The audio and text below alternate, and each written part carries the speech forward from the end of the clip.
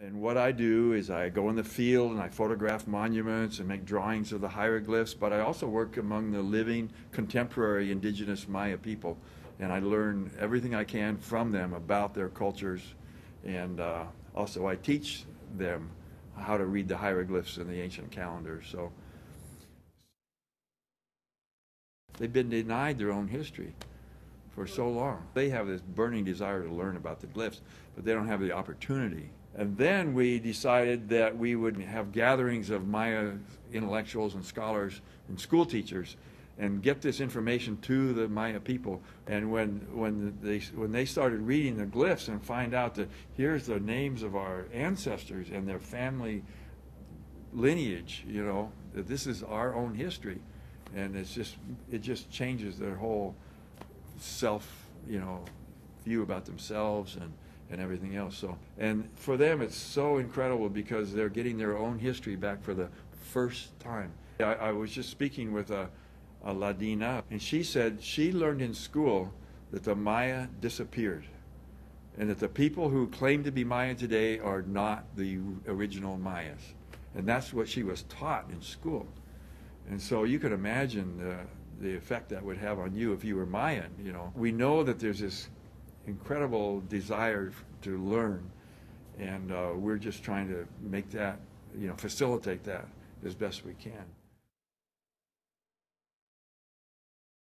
My Indiana Jones moment would be the night I was living in a village, because I mentioned anthropology. It's so important to me to learn to speak the language of contemporary Maya people, to learn the customs, to observe the ceremonies, and this all, you know, helps me understand the ancient Maya too.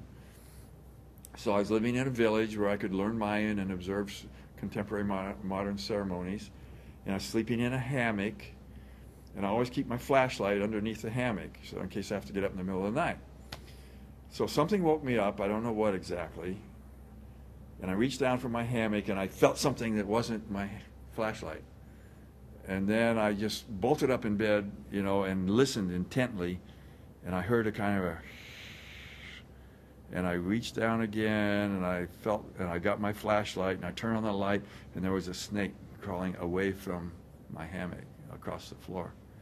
And I called out to the guy in the next room, the owner of the place I was staying, and he came in and he got his machete and he killed it. And he said it was deadly poisonous. And so I went back to sleep. The next morning, I got up and opened the front door of my little house, and there was some smoking ruins on the ground. What they'd done, they'd burned the snake, because that's what they do with things that are evil and dangerous, is they burn them. Things that carry bad omens and all this stuff.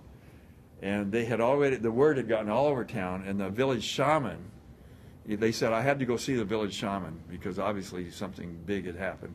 So I went to the village shaman. He said that snake had been sent by his rival from another village to test me, or as a kind of a test. So he told me, he says, don't worry. So he cleansed me. He brushed me down with leaves and made sure I was cleansed of any bad spirits. And then he said, if you stick with me, you'll be protected. Don't worry. You know? So that's kind of my Indiana Jones moment.